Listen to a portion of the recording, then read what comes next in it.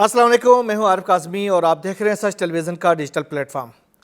امریکہ، ایران اور اسرائیل کے درمیان جو کشیدگی ہے، اس کشیدگی میں روز بروز اضافہ ہوتا جا رہا ہے اور بلکہ اب ایک ایمیننٹ وار بہت قریب ہے۔ دونوں طرف سے بڑے پیمانے پر تیاریاں کی جا رہی ہے، خاص طور پر ایران میں یہ تیاریاں بہت عروج پر ہیں، کیونکہ ایران میں یہ اندازہ کیا گیا ہے کہ اسرائیل اور امریکہ کے ایما پر کسی بھی وقت کوئی بڑا حملہ کر سکتا ہے، جبکہ اسرائیل کے اندر بھی یہ خدشات موجود ہیں کہ ایران کوئی پریمپٹیو سٹرائک کر رہا۔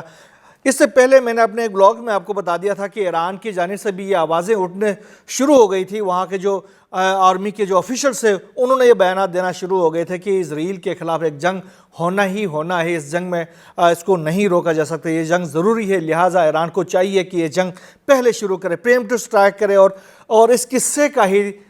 قصے کو ہی تمام کر دے، یعنی اسرائیل کا خاتمہ کر کے اس ملٹری جو مائٹ ہے اس کو تباہ کر کے اس جنگ کا جو آنے والے دنوں کے لیے، اس جنگ کے لیے، مستقبل کے لیے اس جنگ کا خاتمہ کر دے۔ بہرحال اس وقت ایران کے اندر بڑے پیمانے پر ملٹری جو تیاریاں ہیں وہ جاری ہے، خاص طور پر گزشتہ دنوں جو ہم نے دیکھا جو نیول ایکسرسائزز کیے گئے، جس میں ایران کی جانب سے بڑے پیمانے پر بیلسٹک میزائلوں کا سمندر کے اوپر اور سمندر زیر سمندر جو میزائل سٹرائکس کے حوالے سے بڑی تیاریاں دکھائی گئی، دنیا کو دکھایا گیا، اور اس کے اندر انہوں نے اپنی جو ملٹری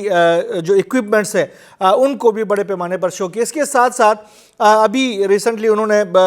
کل انہوں نے اپنی جو ایئر سپیس ہے اس کو بھی بند کر دیا تھا، اور اس کے بعد انہوں نے مختلف جو میزائلز ہیں ان کا تجربہ کیا ہے۔ اس دن انہوں نے کیا آخر زمان میزائل کا، جو کہ ان کا ہائپر سونک میزائل تھا، جس کی رینج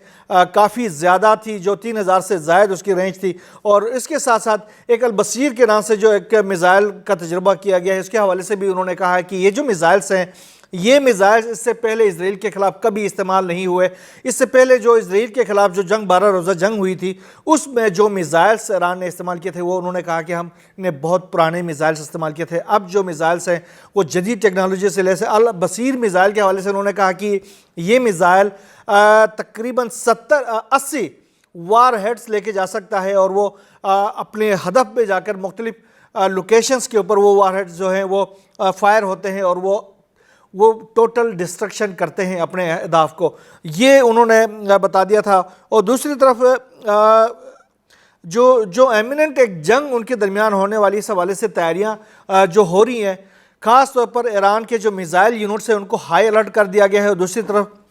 فورسز کے ساتھ ساتھ جو لیڈرشپ ہے اس کو بھی ہائی الرٹ کر دیا گیا۔ اس کی وجہ کیا ہے؟ وجہ یہ ہے کہ جس طریقے سے جو 12 روزہ جنگ کے شروع میں اسرائیل نے جس طریقے سے ایک سرپرائز دیتے ہوئے ان کی جو لیڈرشپ کا قتل عام کیا تھا، اس کو روکنے کے لیے ایران نے یہ جو درمیان میں موقع ملا ہے، جنگ کے درمیان کا جو وقفہ ہے، اس دوران بڑے پیمانے پر کارروائیاں کی ہیں، بہت زیادہ جاسوسوں کو پکڑا گیا، 23,000 سے زائد جاسوسوں کو پکڑا گیا ہے ایران کے اندر، اور یہ سلسلہ ابھی بھی جاری ہے۔ جو افغان نیشنلز تھے ان کو تو تمام کو نکالا جا رہا ہے، اس وقت بھی ان کا بڑے پیمانے پر ان کو وہاں سے نکال کے افغانستان بھیجا جا رہا ہے، جب کیا کہ جو آفیشلز تھے ان کو بھی نکال باہر کیا گیا ہے بہت زیادہ، اور اس کے بعد گرفتاریاں اتنی زیادہ ہو گئی ہیں۔ اب ایرانی کافی حد تک کانفیڈنٹ بھی ہیں کہ انہوں نے کسی حد تک موساد کا اور CIA کا جو نیٹ ورک ہے اس کو تباہ کر دیا ہے۔ اس کے باوجود ایران کی جو ملٹری لیڈرشپ ہے اور پولیٹیکل لیڈرشپ ہے وہ بھی ہائی الرٹ ہے، اور اس کے ساتھ ساتھ اپنے میزائل یونٹوں کو انہوں نے مختلف مقامات پر انہوں نے ایڈجسٹ کیا ہوا ہے، اس کے ساتھ ساتھ ان کی جو وار ہیڈز نصب کیے ہیں اور ان کے ٹریگرز پہ ہاتھ ہیں، اور وہ کسی بھی وقت کوئی بھی انہوں نے کہا کہ اگر اٹیک ہوتا ہے تو اس کے لیے ہم تیار ہیں۔ دوسری طرف اسرائیل کے اندر بھی بالکل سٹیٹ آف الرٹنس سے اپنی تمام جو فورسز ہیں ان کو بتایا گیا ہے کہ ایران کے خلاف کوئی بھی کارروائی ہم شروع کر سکتے ہیں، اس کے لیے تیار رہیں۔ اس میں اسرائیل کی جانب سے جو باتیں آ رہی اس میں 7 مختلف جو اینگلز ہیں اس فرنٹ سے حملہ کرنے کی باتیں ہو رہی ہے ایران کے اوپر۔ اب یہ 7 فرنٹس کیا ہو سکتے ہیں؟ یا ایران کے اوپر مختلف علاقوں سے حملے کیے جائیں گے، یا دوسری طرف یہ ہو سکتا ہے کہ جو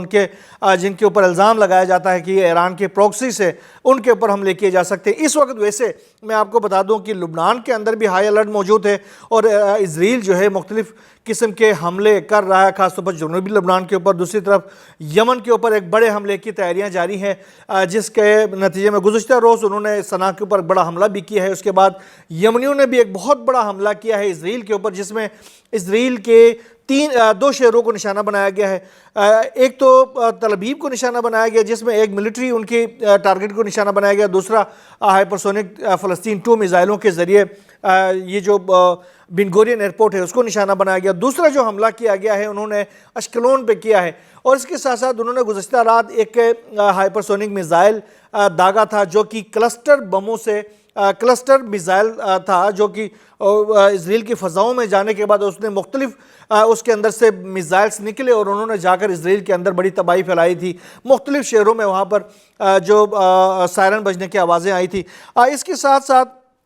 جو تیسری تیاری ہے شام کے اندر بھی ایک فرنٹ نکالنے کا، اور چوتھی جو ان کی تیاری ہے وہ عراق کے اندر جو حشد الشعبی اور دیگر جو مزاحمتی تنظیمیں ہیں ان کے اوپر ایک بڑا حملہ کرنے کی تیاری کی جا رہی ہے۔ تو یہ جو فرنٹس اسرائیل ایک ساتھ کھولنا چاہتا ہے، اور دوسری طرف ایران بھی یہ امکان ظاہر کیا جا رہا ہے کہ اب کے بار ایران جب حملہ کرے گا تو ایران اکیلا حملہ نہیں کرے گا، خطے میں اس کے جو اتحادی فورسز ہیں وہ بھی فوری طور پر سیم ٹائم پہ حملہ کریں گے، اور اس کے نتیجے میں اسرائیل کو ایک ہی وقت میں بڑے پیمانے پر نشانہ بنایا جائے گا۔ دوسری طرف ایران کے اوپر جو پابندیوں کا سلسلہ ہے امریکہ کی طرف سے وہ بھی جاری ہے۔ امریکہ کی جانب سے ایران کے 13 جو ادارے ہیں ان کے اوپر، اور 8 جو ٹینکرز ہیں آئل ٹینکرز ہیں ان کے اوپر جو آئل کی غیر قانونی تجارت کا الزام لگا کر ان کے اوپر پابندی عائد کی گئی ہے، جبکہ برطانیہ نے ایران کی 4 کمپنیاں اور ایک شخص پر نئی پابندیاں عائد کر دی ہے۔ ان کا بھی الزام، برطانیہ کا بھی الزام یہ ہے کہ یہ جو ایران کی شخصیات اور یہ جو ادارے ہیں وہ خاص طور پر یوکرین اور اسرائیل کے خلاف جو ہیں وہ کارروائیوں میں ملوث ہے، لہٰذا ان کے اوپر پابندی عائد کر دی گئی ہے۔ اس کے ساتھ ساتھ جو ایران اور اسرائیل کے درمیان جو جنگ ہونے والی ہے، اس حوالے سے ایک اور تیاری بھی کی جا رہی ہے۔ متحدہ عرب امارات سے یہ اطلاعات آ رہی ہے کہ اس میں یہ جو متحدہ عرب امارات کا جو الزفرہ بیس ہے وہاں سے تھارڈ میزائل ڈیفنس سسٹم کو اٹھایا گیا ہے، اور ایک کارگو طیارے کے ذریعے اس کو اسرائیل کے نواتیم بیس پہ منتقل کیا گیا ہے۔ وہاں پر باقاعدہ یہ جو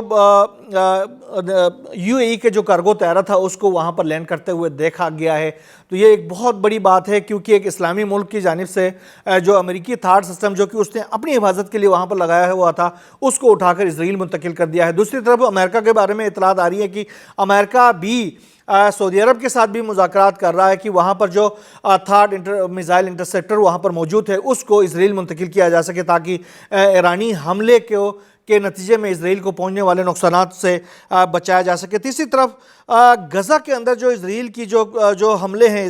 اس میں بڑے پیمانے پر شدت آ گئی ہے۔ ایک تو غزہ کے اوپر قبضے کی کارروائی کا آغاز کر دیا گیا ہے، باقاعدہ اسرائیلی فورسز اندر داخل ہونا شروع ہو گئی ہیں، اور غزہ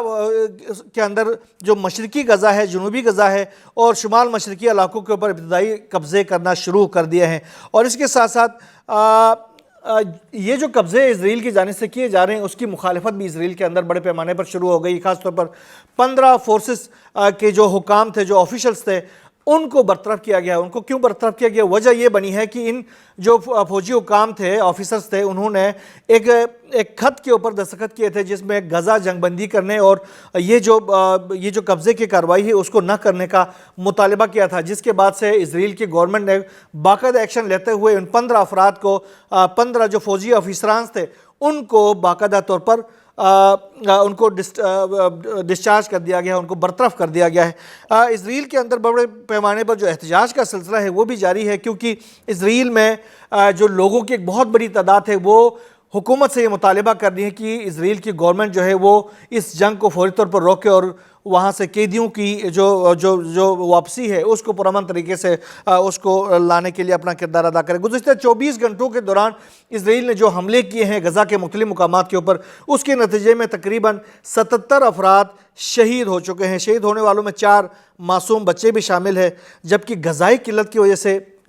خوراک کو جو ہتھیار بنانے کا جو نیتن یاہو کا جو پلان ہے اس کے تحت بھی تقریباً اب تک 273 افراد شہید ہو چکے ہیں، جن میں 112 بچے ہیں، اور یہ حالت ہے اسرائیل کی جانب سے جو غزہ کے اندر جو حملے کیے جا رہے ہیں۔ اس کے ساتھ ساتھ یہ جو اسرائیل کی جو بمباری ہے اس کے نتیجے میں اس وقت غزہ جو ہے وہ معذور افراد کی تعداد کے لحاظ سے دنیا میں سب سے زیادہ تعداد وہاں پر ہو گئی ہے۔ اتنے زیادہ معذور افراد اسرائیل کے حملوں کے نتیجے میں غزہ کے اندر ہو گئے ہیں۔ اچھا، دنیا بھر سے جو احتجاج آ رہا ہے، خاص طور پر ہالینڈ سے احتجاج جو کیا جا رہا تھا، وہاں پر جو ہالینڈ کے وزیر خارجہ تھے وہ بہت زیادہ اسرائیل کے جو مظالم تھے، جارحیت تھے اس کے خلاف تھے، اور وہ اسرائیل کے اوپر پابندیاں لگانا چاہ رہا تھے، لیکن اس حوالے سے اس کی تمام تر جو کوششیں تھیں وہ ناکام ہو گئی۔ تو کارسپار والڈ کیمپ، یہ ہالینڈ کے وزیر خارجہ ہے، اس نے آخر کار اپنی گورنمنٹ سے احتجاجاً اس نے بھی استعفیٰ دے دیا ہے، کیونکہ اس نے یہ موو لے کے آ گیا تھا پارلیمان میں کہ اسرائیل کے اوپر پابندیاں لگائی جائے، لیکن وہاں پر یہ جو موو تھی وہ ناکام ہو گئی، جس کے بعد اس نے باقاعدہ طور پر استعفیٰ دے دیا۔ بہرحال مشرق وسطیٰ کی تمام تر صورتحال کے حوالے سے ہماری نظریں ہیں، جو بھی نئی ڈیولپمنٹ سامنے آتی رہے گی انشاءاللہ ہم آپ سے شیئر کرتے رہیں گے۔ یہاں بس اتنا ہی، اللہ حافظ۔